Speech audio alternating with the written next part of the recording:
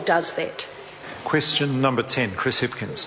Thank you, Mr Speaker. My question is to the Minister of Education and asks, does she agree with all of the statements the Prime Minister has made regarding food in schools? The Honourable Heke Parata.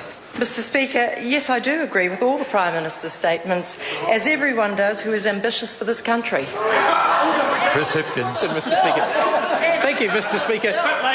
Does she stand by the statement that if the government does not take action to provide food in schools, quote, we are effectively punishing children for the sins of their parents, end quote? Or does she stand by the alternative statement that, quote, the fundamental responsibility lies with the parents of those children to feed them, end quote, the first one made before the national government was elected and the second one made after? The Honourable Heke Parata. Yes, Mr Speaker, both are right, and I completely agree, because the full statement that was made in 2007 was that we need to challenge the business community to work with us in backing a program of providing food in low decile schools for kids in need. And in fact, Fonterra and Sanitarium have stepped up to that challenge and provide 35,000 breakfasts a week to 534 schools, feeding 22,000 students.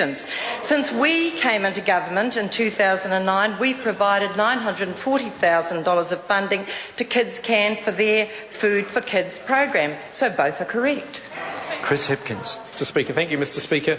Does she stand by the statement, quote, it's a fact that kids can't and don't learn if they are constantly hungry, or their brains don't develop properly and they can't stay focused in the classroom, end quote. If so, exactly what, in addition to the funding for Kids Can, has the government done to increase the provision of food in schools? The Honourable Heke Parata. Mr Speaker, this government has increased and improved the Fruit in Schools program. When we came in, Labor was funding it $12 million, of which $6 million almost was going on administration.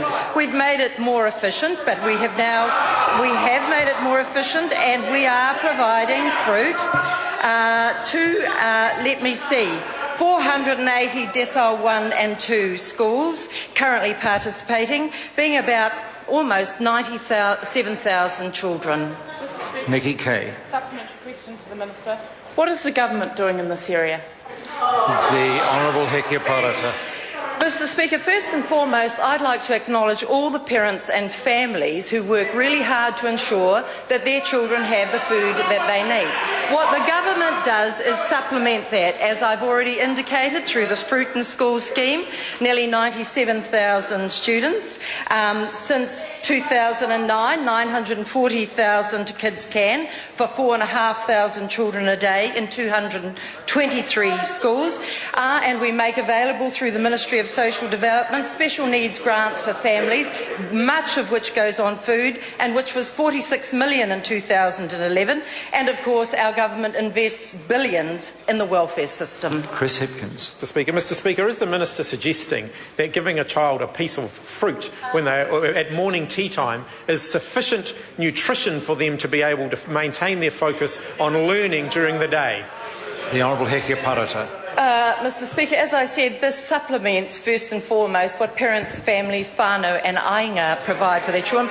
But Mr Speaker, in some cases it might be. There are children who do have fruit for breakfast. In fact, under the previous administration, their Healthy Eating, Healthy Action program was trying to make our children eat fruit for breakfast. Chris Hipkins.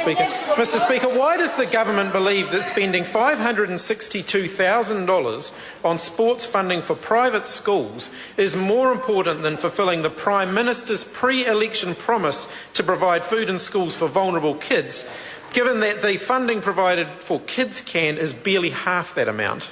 The Honourable Heke Parata. Mr Speaker, it isn't an either-or. We provide both. And why do we think it's legitimate?